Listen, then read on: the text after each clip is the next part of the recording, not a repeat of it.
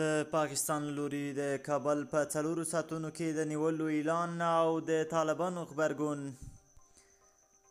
سلام ستړي مه شئ د پښتو نیوز چینل لیدونکو، وخت مو بخیر. په مکړی تازه خو ډېر زیات مهم خبر ته جان اڅکزی وایي پاکستانی پوځیان کولی شي چې په 4 ساعتونو کې کابل ونیسي.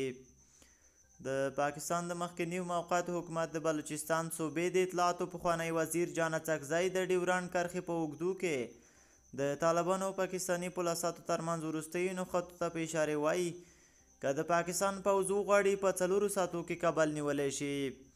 هغه وایي طالبانو ته له پاکستان سره چلند ور وښودل شي. د پاکستان د مخکني لنډمهالي حکومت د بلوچستان ایالت د اطلاعاتو پخوانی وزیر تیره ورځ ناوخته د غویي 26 په ایکس پاڼه لیکلي چې د پاکستان پوځ کولی شي چې کابل په 4 ساعتونو کې ونیسي. هغه وړاندې ویلي چې په کابل کې ناستو طالبانو ته د له پاکستان سره چلند ور وښودل شي.